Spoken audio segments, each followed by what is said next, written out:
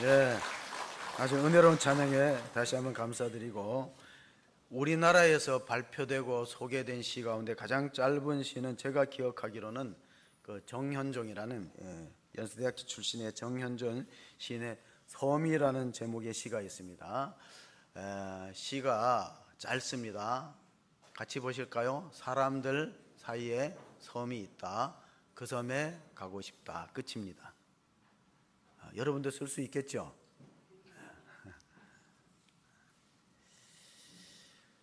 그런데 가만히 보면은 사람들 사이에 섬이 있고 그 섬에 가고 싶다는데, 사람은 섬으로 비유할 수 있지만은 섬은 바다에 잠겨 있는 부분 밑에 보면 다 육지로 연결되어 있기 때문에 17세기의 영국의 시인이요 또 성공의 성직자였던 존 don은 이런 시를 발표했습니다. 인간은 결코 외따로 떨어진 섬이 아니다. 그들은 대륙의 한 부분이다. 비상시를 위한 기도문에 어떤 사람의 죽음도 그만큼 나를 줄어들게 한다. 왜냐하면 나는 인류에 속하였기 때문에. 그러므로 누구를 위하여 종을 울리냐고 알아보려고 사람을 보내지 말라. 종은 그대를 위하여 울리는 것이다. 존 don이라는 시인의 시에서 노벨상 작가 어네스트 허밍웨이가 힌트를 얻어서 그 소설의 제목이 뭐라고요? 누구를 위하여 종을 울리냐. 누구를 위하여 종을 울리냐는 것은 존 don 영국 시인의 시에서 발췌한 거예요. 종은 누구를 울리냐. 왜? 유럽의 사람이 죽으면 마을에 조종이 울리거든요. 그러니까 누가 죽었나 알아보려고 하지 말라. 종은 그대를 위하여 울리는 것이다. 왜? 한 사람이 죽으면 우리가 그만큼 육지가 대륙이 그만큼 손실된 것과 같다는 의미입니다. 이것은 뭐냐? 인간은 관계적 존재라는 뜻이죠. 그 아리스토텔레스가, 우리가 중학교 때 사회 시간에 배웠는데, 아리스토텔레스가 인간은 사회적 동물이라 그런 말을 했어요. 그 뭐냐? 인간은 관계를 맺으면서 살아가지 무인도에서 외따로 혼자 사는 건 그거는 사람이 사는 삶의 모습이라고 볼 수 없어요. 근데 이제 같이 살다 보면 어려움도 있겠죠. 함께 사는 것이 행복할 수도 있지만 어려움도 있기 때문에 오늘 우리가 그 화평으로는 초대를 우리가 설교 제목으로 정한 것은 모든 사람과 더불어 화평함과 거룩함을 따르지 않고는 그는 주님 만날 수 없다. 그 말씀입니다. 그런데 예수님이 마태복음 5장에 화평케 하는 자는 복이 있다는 말씀을 팔복선언에 이미 하셨어요. 우리가 마태복음 5장 가운데서 팔복 가운데서 6번째, 7번째 8절 9절을 한번 읽어봅니다. 마음이 청결한 자는 복이 있나니 그들이 하나님을 볼 것이며 화평하게 하는 자는 복이 있나니 그들이 하나님의 아들이라 일컬음을 받을 것이며. 그러니까 예수님의 8가지 복은요 소유에 관한 복보다 관계의 복이 더 많습니다. 오늘 찬양팀이 여러분과 첫 곡 했던 제목 아십니까? 나 가진 재물 없으나, 나 가진 지식 없으나 남이 갖지 못한 거 나는 가졌네. 송명기 시인은요 지체 장애를 갖고 있는 그런 참 그 어려운 삶을 살아가요. 그런데 하나님 공평하시다고 찬양했어요. 공평하신 하나님, 난 남이 갖지 못한 거 가졌다. 그래서 우리가 동양의 복은 오복이라 그래서 소유에 관하고 물질에 관한 복이 많아요. 그러나 성경이 말하는 팔복은 관계의 복입니다. 하나님을, 마음이 깨끗한 사람 하나님 볼 수 있는 복이 있다. 오늘 우리 히브리서 12장 14절에 보면 화평함과 거룩함이 없이는요 아무도 주를 못 본다 그랬어요. 그러니까 마음이 청결한 사람은 복이 있고, 또 어떤 사람이 복이 있습니까?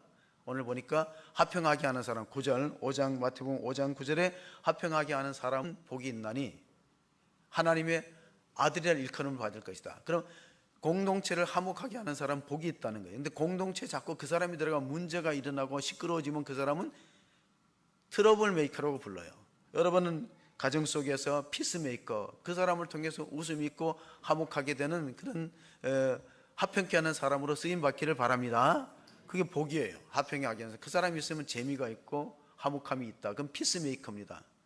어떤 사람이 그 예수님의 팔복을 패러디해 갖고 마귀의 팔복을 적었는데, 한번 영상으로 보실까요? 마귀의 팔복은 성경에 없는 거고, 이런 사람이 되지 말라는 뜻에서 누가 패러디하고 만든 것 같아요. 그래서 마귀의 팔복을 제 음성이 아니라 우리 한번 같이 들어보겠습니다. 마귀의 팔복.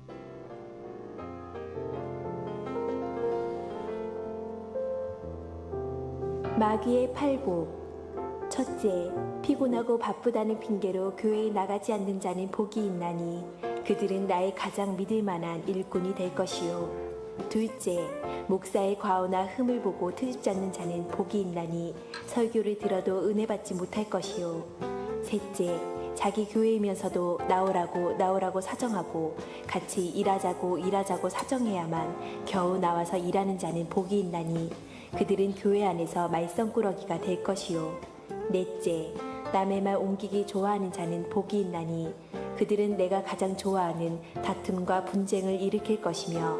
다섯째, 걸핏하면 삐죽거리는 자는 복이 있나니 그들은 작은 일에도 화를 내고 교회를 곧 그만둘 것이며.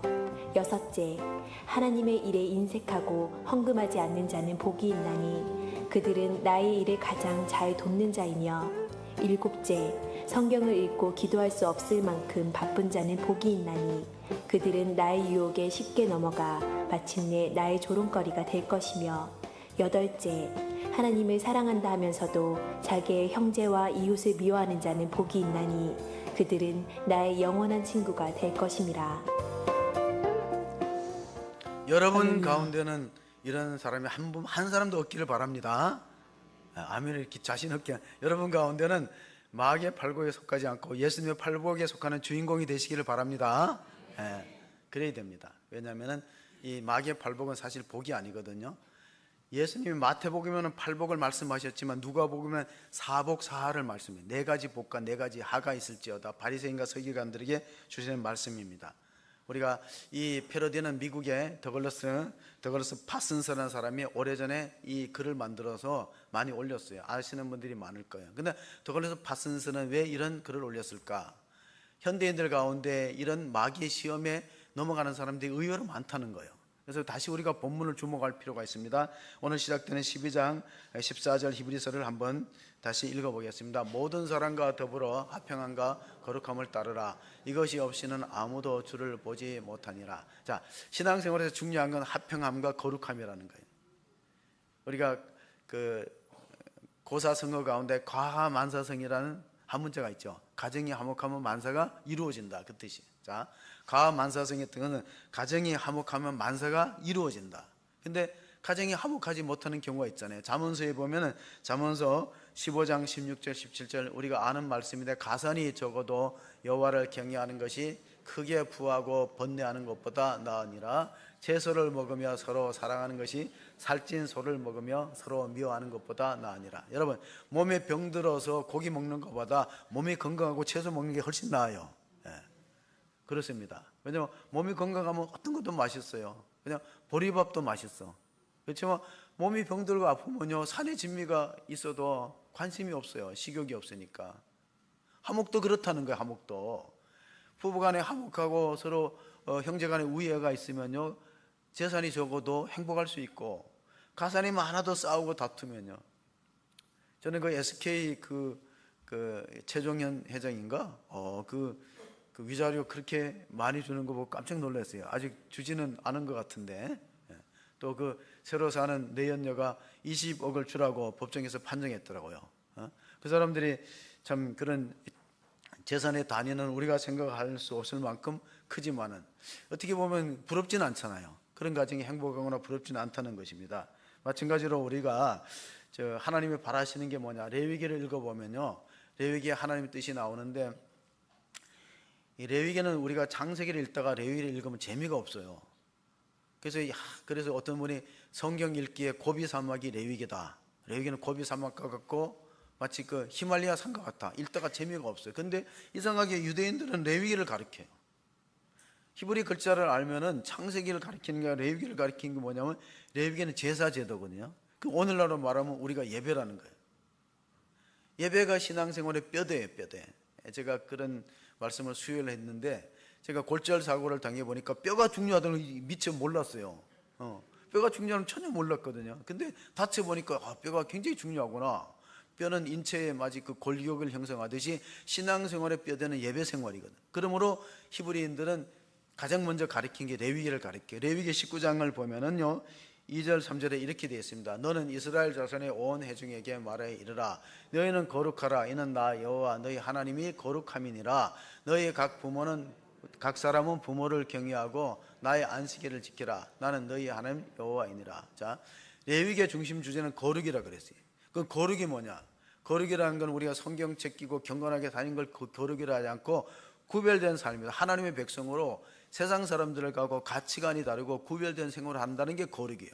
그런 거 구별하는 생활, 세상 사람들과 다른 가치의 핵심은 뭐냐? 10계명 가운데 4계명과 5계명, 우리가 레위기 19장 3절을 다시 띄워보시면요, 하나님 우리가 거룩한 백성으로 구별되게 살기로 하는데 그 구별되는 것은 10계명 가운데서 4계명, 5계명을 중요시 여기는 사람이 거룩한 사람이니까, 부모를 잘 공경하는 5계명을 지키고 4계명은 안식일을 기억하여 예배를 잘 드리는 사람이 되라는 겁니다. 물론 10계명이 다 중요하고 다 율법을 지켜야 되는데 어려우니까 그 중에서 두 가지만 꼽으라면 4계명, 5계명이 중요한 거예요. 왜냐하면 부모를 경외하는 사람은 살인하지 않아요. 부모를 공경하는 사람, 효도하는 사람은요, 도둑질 안 합니다. 그러니까 부모를 경외하는 자세만 잃어버리지 않으면 나머지 다 지킬 수 있다는 거예요. 역으로 따져서 4계명을 잘 지키는 사람, 안식일을 기억하여 거룩하게 지키고 예배를 빠지지 않는 사람은요, 우상숭배를 안 해요. 하나님 이름 헛되이 부르지 않아요. 그리고 나 외에 다른 신을 섬기지 않아요. 그러니까 이게 4계명, 5계명이 중요하다는 게 핵심이잖아요. 에베소서에 보면은요, 하나님 뜻은 거룩이라는 말이 에베소 데살로니가서 4장에서 계속 나옵니다. 그래서 우리가 본문에 다시 주목해서 15절과 16절을 읽어보면 이런 말씀이 있습니다. 너희는 하나님의 은혜에 이르지 못하는 자가 없도록 하고 또 쓴뿌리가 나서 괴롭게 하여 많은 사람이 이로 말미암아 더럽게 되지 않게 하며 음행하는 자와 혹 한 그릇 음식을 위하여 장자의 명분을 판 에서와 같이 망령된 자가 없도록 살피라. 자, 에서의 실수는 뭐냐 하면은 영적인 가치와 물질적인 가치를 바꿔버렸어요. 그러니까 가치관이 잘못되니까 불행한 삶을 살아가는 것입니다. 세상 사람들은 물질 중심으로 세상 중심으로 살아가지만 하나님 백성은 장자의 명분을 중요시 여기고 신앙적 직분을 중요시 여기게 되는데 그거 뭐 소용이 있느냐 하고 배고픔을 해결하기 위해서 팥죽 한 그릇에 야곱에 팔아버린 것은 엄청난 실수였다는 사실을 히브리서 기자는 말해주고 있습니다. 마태복음 5장에 예수님께서 예물을 드리려 하다가 형제와 불화하거나 형제와 다툼이 있으면 예물을 제단에 두고 가서 형제하고 화목하고 사과한 다음에 예물을 드려야 하나님 기뻐 받으신다는 뜻이에요. 그게 화평함과 거룩함에 이르는 길이라는 사실을 우리가 기억하면서 마귀는 우리로 하여금 자꾸 거짓된 가치관에 쏘가 넘어가도록 합니다. 마귀는. 그러니까 우리는 하나님 안에서 새로운 하나님 나라를 발견하고 새로운 영적 가치를 깨달았는데 세상의 마귀는요, 우리를 자꾸 거짓된 길로 인도해요. 그래서 그 요한복음을 읽어보니까 마귀를 거짓의 아비, 처음부터 살인한 자, 속이는 자, 그리고 또 하나는 살인한 자라고 그렇게 마귀의 정체를 드러내고 있어요. 자, 우리가 왜 불행해졌는가? 아담과 하와가 하나님 말씀을 듣기 보다가 마귀의 거짓말을 들어서 그래서 불행해진 거예요. 죽음이 들어온 거예요. 어떤 사람이 사회생활하다 많은 상처를 받았어요. 사람들한테 상처를 받고 참 속임을 당하고 그래갖고 나그네에 대해서 멀리 다니려고 하는 그때 그 진실의 나라가 있다는 것을 들었어요. 그 진실만을 말하는 사람들이 있는 그런 사람들이 사는 곳에 내가 가고 싶다. 그 진실의 나라를 찾아가는데 가까이 가보니까 진실의 나라 옆에는 또 거짓의 나라가 있는 거예요. 이게 잘 가야 되는데 한 번 가면 다시 빠져나오지 못하니까 잘 들어가야 되는데 거짓말을 안 하고 진실한 사람이 사는 진실의 나라에 가고 싶은데 내가 그동안 사회에서 상처를 많이 받았기 때문에 남들한테 속임을 당하고 이렇게 가다 보니까 진짜 갈림길이 있어요. 그리고 나그네가 한 사람 이제 만나게 되는데 이 사람이 진실의 나라에서 왔는지 거짓의 나라에서 왔는지를 알 수 없잖아요. 물어봐야 되잖아요. 근데 이 규칙이 뭐냐면은 질문을 2번 못하도록 돼 있어요. 한 번만 물어보고 그 나라에 들어가면 다시 나올 수 없는 거예요. 고민이 생깁니다.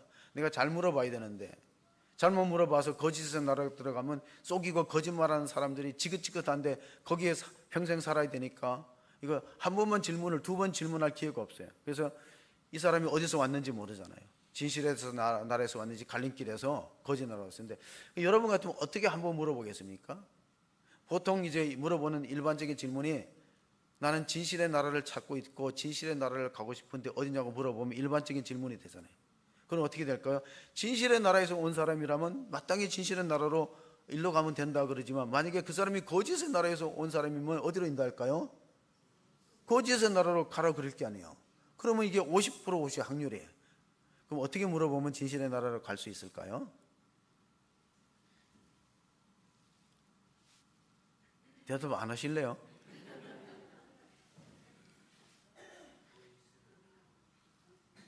당신의 나라로 가는 길은 어느 쪽입니까? 라고 물어보면 돼요. 자, 당신의 나라로 가는 길이 어느 쪽이냐고 물어보면 진실의 나라는 당연히 진실의 나라로 소개해 주잖아요. 그러면은 거짓의 나라에서 온 사람은 어떻게 할까요? 자기 나라로 소개를 안 한단 말이야. 왜냐하면 거짓말이 몸에 뱄기 때문에 입만 열면 거짓말하니까. 그러니까 진실의 거짓의 나라로 온 사람이 거기 소개해 주는 사람이라면 자기 나라로 안 알려주고 저쪽으로 반대로 얘기하잖아요. 그럼 어디로 가겠어요? 아직도 무슨 뜻인지. 예? 예. 아유, 이 더운데 질문을 드려서 죄송해요. 예. 그러니까 갈등을 해소하는 방법은 자기 입장에서 질문하지 말고 상대방 중심으로 해야 갈등이 해소된다는 뜻이에요. 우리가 에베소서를 한번 찾아보겠습니다. 에베소서 2장 13절부터 14절을 보면요. 이제는 전에 멀리 있던 너희가 그리스도 예수 안에서 그리스도의 피로 가까워졌느니라. 그는 우리의 화평이신지라 둘로 하나를 만드사 원수된 거 그 중간에 막힌 담을 자기 육체로 하시고. 자, 불화하는 관계, 등진 관계를 화목하게 하려면은 상대방 입장을 생각해보고 또 하나는 십자가를 바라보라는 거예요. 십자가 안에서 이방인과 유대인이 하나가 되었어요. 죄인과 하나님과 원수된 우리 관계가 해결되고 하나님의 자녀라고 인정받는 길이 열렸어요. 그래서 우리는 피가 없이는, 예수의 피가 없이는 하나님과 가까워질 수 없는데, 오늘날의 많은 사람들은 자기 중심으로 살아가다 보니까 사회에 구조학이 너무나 넘쳐납니다. 간디가 인도의 마하트마 간디가 인도를 영국으로부터 독립할 때 그 독립운동을 하는데 성경의 가르침을 따랐대요. 예수님의 비폭력 무장 방법, 예수님의 산상수훈의 가르침을 따라서 인도의 많은 사람들이 그 영국에 대해서 저항했는데 비폭력 무장이다. 그가 7가지 구조학을 발표한 적이 있습니다. 이게 오래된 간디의 오력인데, 나라를 망치는 7가지 사회악이라. 그것이 첫째는 원칙 없는 정치, 둘째는 노동은 안 하고 보수를 요구하는 데모하고, 세 번째는 양심이 없어요. 그래서 자기 쾌락을 위해서는 10대 아이들을 막 죽이고 이용하고 이런 사회적인 윤리적인 없는 거. 네 번째가 아이들의 지식만 가르치고 품성은 성품은 가르치지 교육하지 않아요. 그러니까 인격 없는 교육이 되는 거예요. 다섯 번째가 그러니까 기업이 윤리가 있어야 되는데 막 문어발식으로 확장해 갖고 작은 중소기업을 잠식하고 이러면 안 되잖아요. 여섯째가 뭐라고요? 휴머니티가 없는, 인간성이 없는 사이언스 과학은요, 전쟁 무기를 만들어 갖고 세계를 공포로 집어넣는 거예요. 제가 말씀하려는 것은 마지막이에요. 희생 없는 종교, 이걸 말하는 거예요. 피 흘림이 없이는 제사함이 없잖아요. 피 흘림 없이는. 그러니까 오늘날의 모든 문제는 신앙생활을 하는데 힘들지 않게 희생 없는 종교, 희생 없는 헌신 없는 신앙, 그냥 적당히 한 발은 교회에 두고 한 발은 세상에 두고 그렇게 살아가면은, 그럼 사회에 유익을 주지 못하고 오히려 사회악을 만들어낼 수 있는 위험이 있는 거예요. 신앙생활 할 때 꼭 그 간디의 어록을 우리한테 해당되는 게 뭐예요? 마지막 7번째 다시 봅니다. 시작. 희생 없는 종교, 희생 없는 신앙, 세크리파이스가 없는 거. 그러니까 어떻게 보면 예배도 시간과 물질의 희생이 따라야 하는 기뻐 받으시는 거예요. 우리가 그런 마음으로 오늘 말씀을 다시 주목하면서 하나님께서는 우리가 어떻게 살아가기를 원하는가. 제가 인기 없는 교육을 보니까 이런 생각이 들었어요. 우리가 이제 제가 이제 초등학교를 60년대 말하고 70년대 초까지 초등학교를 다녔잖아요. 근데 그때 우리가 너무 먹을 게 없으니까 그 미국에서 원조하는 그 옥수수 가루가 있었어요. 옥수수 가루를 가지고 옥수수 죽도 만들어 먹고 빵도 만들어 먹는데 옥수수 빵이 너무 맛있어. 어떤 애들은 도시락을 가지고 옥수수 빵을 바꿔 먹기도 했어요. 저는 그렇게 했다가 집에서 혼나갖고 그냥 도시락 먹는데 옥수수 빵이 맛있어요. 근데 이 배급이, 원조가 조금 줄어들면서 배급이 옥수수 빵이 한 명한테 한 개 돌아가는, 가난한 아이들한테 돌아가는 게 이제 원조가 좀 줄은 때가 있으니까 두 사람이 나눠 먹을 때부터 학교가 시끄러워진 거예요. 그러니까 우리가 옆에 있는 그부하고 빵을 나누는데 니께 크니 내께 작니 해갖고 자꾸 다툼이 일어나니까 이게 방법이 뭐냐면 이게 해결하는 방법이 있어요. 그게 뭐냐 선생님이 가위바위보라 해서 두 사람 옆 사람 짜가 가위바위보 해서 그래서 이긴 애가 나누는 거예요. 이 애가 반쪽이면 먼저 짚는 건 누가 집어야 돼요? 지네가 짚는 거야. 그럼 공평해. 왜냐하면 쪼갠 거를 선택하는 거는 가위바위보에 지네가 선택하니까 똑같이 안 자르면 누구 손해요? 자른 놈 손해 보잖아. 아, 이게 뭐라 하면 여기가 이제 갈등을 해소하는 방법인데 원컷 디아들 초이스예요. 사회 갈등을 해결하는 방법. 원컷 한 사람이 자른다. 디아들 나머지가 초이스 선택한다. 이러면 되는 거예요. 그러니까 이게 쪼개는 애가 최대한 신중해 갖고 똑같이 쪼개는 거예요. 왜냐하면 남는 거 자기 가져야 되니까. 그 다음 날은 또 가위바위보에서 지네가 먼저 이 순서를 바꿔가면서 한 사람이 커팅하고 한 사람이 초이스하면 그럼 갈등이 없는 거예요. 여러분은 사회적인 갈등을 어떻게 해결하려고 하시는지. 제가 우리 정태기 박사님 그 치유 침묵원에서 공부를 했어요. 우리 아내랑 같이 등록해갖고 치유 상담을 공부를 한 적이 있는데 그 간증을 이야기하더라고요. 자기는 신안 전라남도 섬에서 초등학교 시절을 다녔대요. 근데 초등학교 아이들이 섬 아이들이 얼마나 욕을 잘하는지, 그러니까 우리가 이제 흔히 말하면 절반 이상이 다 욕이야. 이 선생님이 그 초등학교 교사 선생님이 부임해 보니까 너무 안타까운 거예요. 애들이 너무 욕을 많이 하니까 이걸 고쳐야 되는데 그래갖고 욕표를 줬대. 욕표 10장씩 딱지같이 욕표를 줘갖고 욕을 하면은 뺏기고 욕을 안 하면은 오히려 이제 그거를 이제 받아갖고 이제 이 딱지 치기처럼 받아갖고 가지는데 일주일 후에 숙제 검사한다. 그래서 이제 왔거든요. 근데 이제 정태기 박사님은 욕을 안 하려고 그렇게 애를 썼는데도 친구들하고 사이에 은연중에 욕이 나오고 뺏겼대. 근데 자기 친구 중에 하나는 욕을 안 해갖고 욕표를 40장이나 가지고 있는 애도 있어요. 그래서 다음 한 주가 지나서 이제 숙제 검사하는데 선생님 나오라 그래갖고 다 뺏긴 애들은 때리는 거예요. 욕을 얼마나 했기 때문에 10개의 욕표를 다 뺏겼냐. 그래서 정태기 박사가 나와서 봤는데 세대를 종아리를 맞으니까 너무 아파갖고 막 죽을 것 같더래요. 그래갖고 아우 선생님 이러다가 내가 죽을 것 같아 그러면서 힐끗 선생님을 쳐다보니까 선생님이 눈물을 흘리면서 때리는 거예요. 그래서 한마디 하더래요. 태기야, 나는 너를 믿었는데 너도 그렇게 욕하는 아이였나 하고 때리는데, 아, 자기가 맞는 것보다 선생님 마음을 아프게 해드린 것이 너무 미안해 갖고 10대를 다 맞고 교실에 들어와서 그렇게 울었대. 그리고 자기는 이제 그런 욕하는 사람이 되지 않겠다고 결심했는데 이제 그게 치유 상담을 하게 된 어떤 동기가 되었다. 이 간증을 읽었습니다. 자, 오늘 우리가 히브리서 12장에 보면 하나님 우리가 매질을 할 때가 있어요. 우리가 잘못하고 빛나면 징계하고 채찍질하고 매질하는데 그 이유가 뭐냐? 그것은 히브리서 12장 10절 11절에 이렇게 나타났습니다. 그들은 잠시 자기의 뜻대로 우리를 징계하거나 오직 하나님은 우리의 유익을 위하여 그의 거룩하심에 참여하게 하시느니라. 무릇 징계가 당시에는 즐거워 보이지 않으나 슬퍼 보이나 후에 그로 말미암아 연단받은 자들은 의와 평강의 열매를 맺느니라. 있습니다. 여러분, 우리가 사랑하는 자녀들은 징계하고 매를 대잖아요. 그 이유가 뭘까요?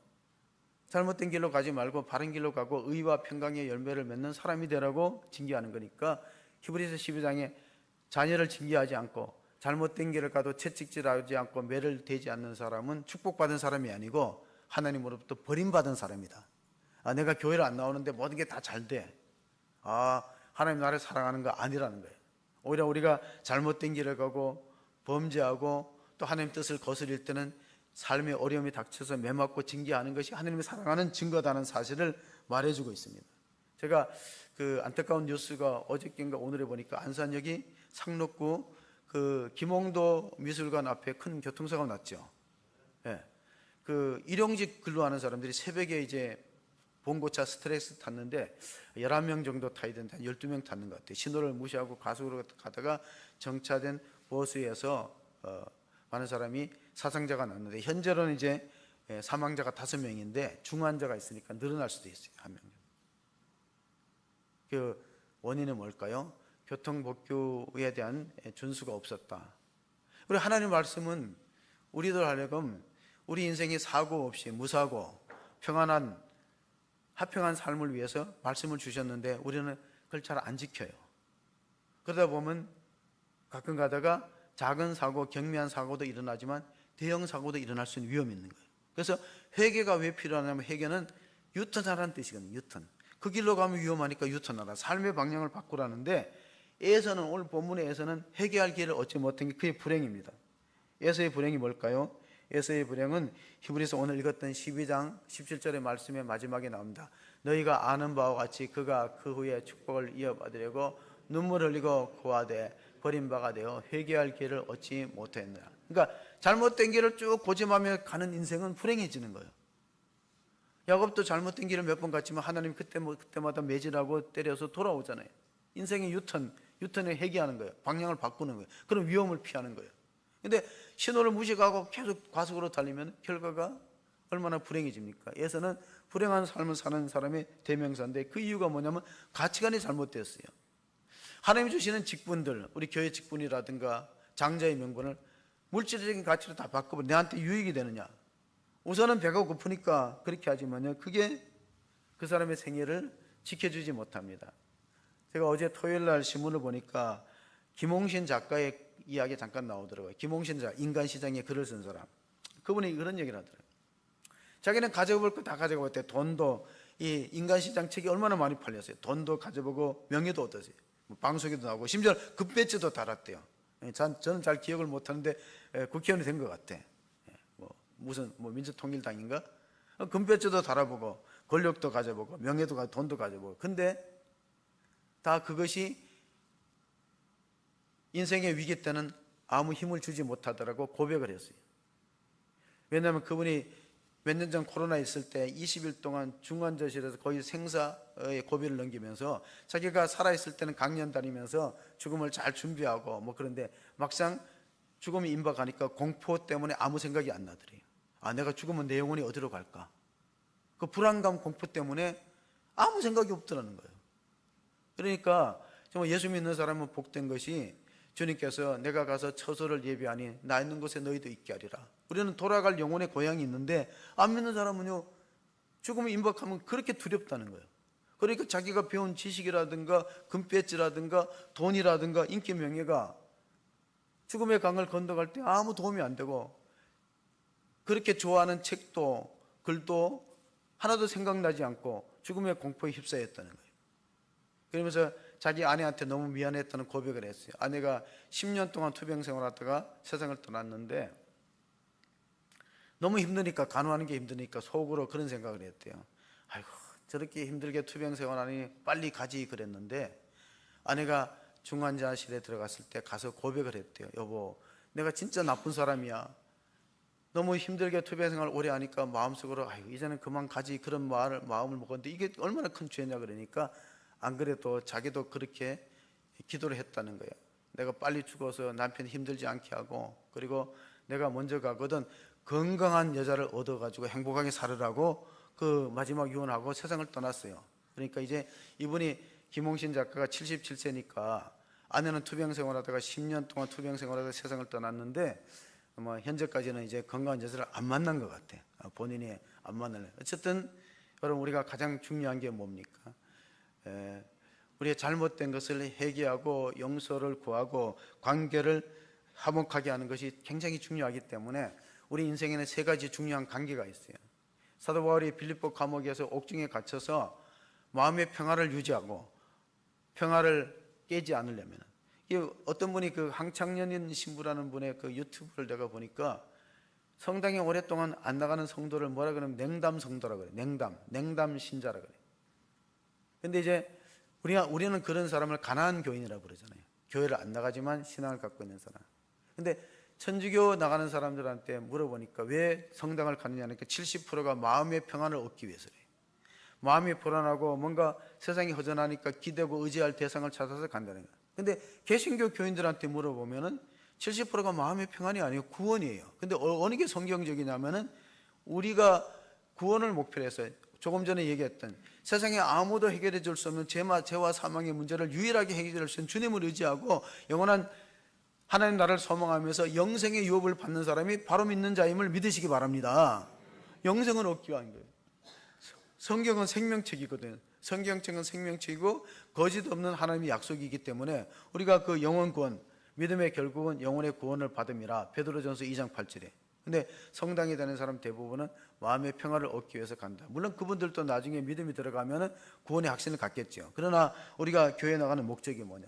그건 바로 우리가 죄와 사망의 세력에서 건진받고 영생을 얻으며 하나님 나라 천국에 들어가는 부활의 소망이 있다. 이걸 잊지 마시고, 그러기 위해서는 우리가 세 가지 관계가 중요한데, 빌립보서 4장에 보시면요, 4절 7절까지 한번 같이 보십니다. 빌립보서 4장 4절, 주 안에서 항상 기뻐하라. 내가 다시 말하노니 기뻐하라. 너희 간용을 모든 사람에게 알게 하라. 주께서 가까우시니라. 아무것도 염려하지 말고 모든 일에 기도와 간구로 너희 구할 것을 감사함으로 하나님께 아뢰라. 그래야 모든 지각에 뛰어난 하나님의 평강이 그리스도 예수 안에서 너희 마음과 생각을 지키시라. 이게 빌립보서 4장 4절서부터 7절까지의 말씀입니다. 그러므로 사람에게는 세 가지 중요한 관계가 있어요. 먼저 자기 자신과의 관계. 주 안에서 항상 기뻐하라. 다시 말하노니 기뻐하라. 그러니까 우리가 주님 안에서 생활하는 것이 자기의 평안을 유지하는 중요한 방법이에요. 주님 밖에서 생활하는 게 아니에요. 신앙 밖으로 나가면 자유로울 것 같지만요, 물고기가 왜 물에만 사냐고 답답하고 육지에 올라가면 죽습니다. 숨 막혀서. 그러니까 하나님의 택한 백성들은 주 안에서 살을 때 기쁨이 있다. 주 안에서 항상 기뻐하라. 두 번째는 너희 간용을 이웃들에게 알게 하라. 주께서 가까우시니라. 뭐냐, 이웃의 가오에 대해서 관대하게 용서하는 마음을 가지라는 겁니다. 우리가 주기도문을 할 때 보면 이런 말씀이 있어요. 주기도문 할 때 보면은 우리가 우리에게 죄 사하여 준 것 같이 우리 죄를 사하여 주옵소서. 이 말은 뭐냐면 우리가 이웃에 용서하는 범위만큼 우리 죄를 용서하라는 거예요. 그럼 하나님으로부터 많이 용서받는 사람은 어떤 특징을 갖고 있냐면, 남에게 용서하는데 관대하는 사람은 자기도 하나님으로부터 용서받을 잣대가 넓어지는 거예요. 근데 남을 용서 안 하고 인색한 사람이 있어요. 복수하려는 사람이 있어요. 그런 사람은 자기가 하나님으로부터 용서받는 여지가 줄어든다는 걸 기억하셔야 됩니다. 어떤 분이 그 핸드폰에다가 자기 남편의 사진을 이제 휴대폰에 있으니까 그 친구가 같이 일하다가 아이고 아직도 신혼이야? 아직도 남편 사진을 휴대폰에 넣어 그러잖아요. 대부분에 보면 이제 신혼 때는 남편 사진 넣지만 애들이 크면 애들 사진 넣고, 할아버지 할머니들은 주로 어떤 사진을 휴대폰에 넣어요? 손자 손녀들 다 넣어요. 근데 이게 아직까지도 신혼이냐 남편의 사진을 넣으니까, 그러니까 그 당사자가 뭐라 그러냐면 이게 굉장히 위로를 준다. 내가 골치 아픈 문제가 있을 때 이 얼굴을 보면 위안이 되는데 세상에 이보다 더 심각한 문제가 있느냐? 이런 인간을 만나서 이보다 더 심각한 문제가 없다는 거야. 관계의 고통이죠. 그러니까 다른 거는 뭐 여기에 비하면 아무것도 아니고 내가 견딜 수 있다.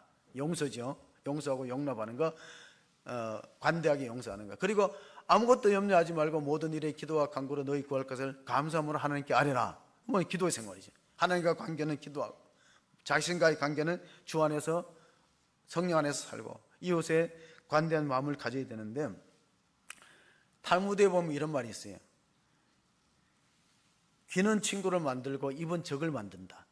그러니까 우리가 말을 많이 하다 보면 실수하고 허물이 있잖아요. 누가복음을 읽어보면은요, 믿음이 가난하고 세상에 부유한 사람들이 많아요. 누가복음 12장에 보면 어리석은 부자의 비유가 나오는데, 어리석은 부자는 실수가 뭐냐? 세상에 물질이 많으면 자기 생명이 넉넉하다고 착각한 거예요. 그러니까 재벌이라고 오래 사는 건 결코 아니에요.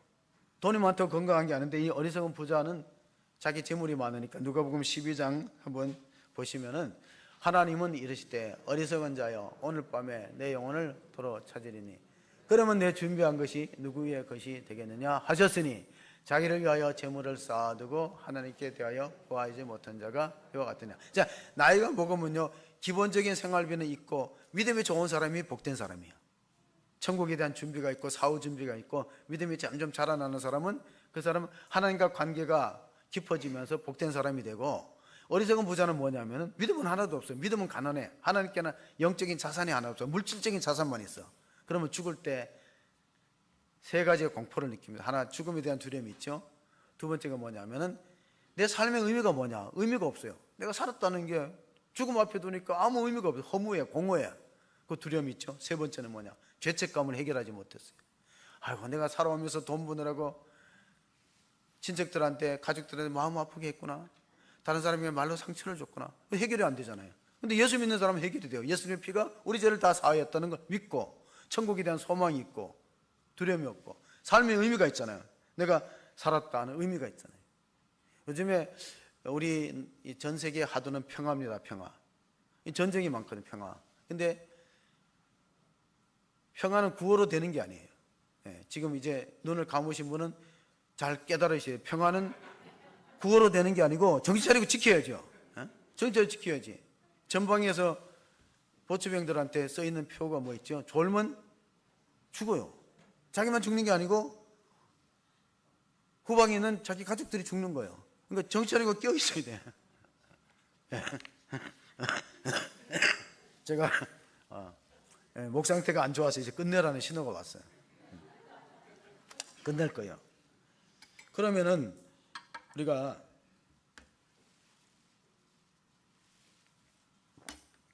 관계를 좋게 하고 화평한 삶, 평화로운 삶을 살기 위해서는 어떻게 해야 되는가? 게르 케고르라는 덴마크의 철학자는요, 행복의 90%는 인간관계에 달려있거든요. 인간관계. 소유에 달려있는 게 행복. 그러니까 관계가 좋은 사람은요, 스트레스를 덜 받아. 직장 생활할 때 관계 좋고 가정 생활에 화목하고 이러면 스트레스를 덜 받으면 행복하고 오래 살 수 있는 거예요. 그러기 위해서는 중요한 게 언어 생활인데, 우리가 요셉과 다윗을 보면요, 정적들을 원수를 용서했어요. 그래서 복수는 독을 낳고 용서는 꿈을 낳는다. 요셉이 꿈꾸는 사람이 꿈을 달리죠. 복수는 독을 낳아요. 용서는 꿈을 낳아. 그리고 다윗을 보면요, 사울이 그렇게 죽이려고 했는데 복수를 안 합니다. 그게 그 사람이 축복받는 비결이었어요. 그래서 우리가 다윗이 썼다는 시편 34편을 한번 끝으로 보시면 이런 말씀이 있습니다. 생명을 사모하고 연수를 사랑하며 복받기를 원하는 사람이 누구냐? 내 혀를 그 악에서 금하여 내 입술을 거짓말에서 금할지어다. 악을 버리고 선을 행하며 화평을 찾아 따를지어다. 화평함과 거룩함을 지키는 사람 하나님 만난다 그러잖아요. 히브리서 12장 14절 오늘 본문에 아무든지 모든 사람과 더불어 화평함과 거룩함을 지키는 사람 하나님 만나고 복 받는데, 근데 그거를 우리가 그 하나님의 말씀을 경시하거나 따르지 않으면요, 죄에 빠지고 불행한 삶의 결말을 맛보기 때문에 베드로 사도도 시편 34편 인용했습니다. 우리가 그 사도 바울이 썼다는 에베소서 4장 보면 교회 생활에서 언어 생활의 중요함을 역설하고 있어요. 그러니까 우리가 교회 생활할 때 보면은 말이 굉장히 중요하다는 걸 깨닫게 됩니다. 왜냐하면 말로 남을 실족하게 하고 상처를 주기 때문에, 그럼 어떻게 교회 생활을 해야 되는가? 에베소 4장 29절 30절에 보시면 이런 말씀이 있습니다.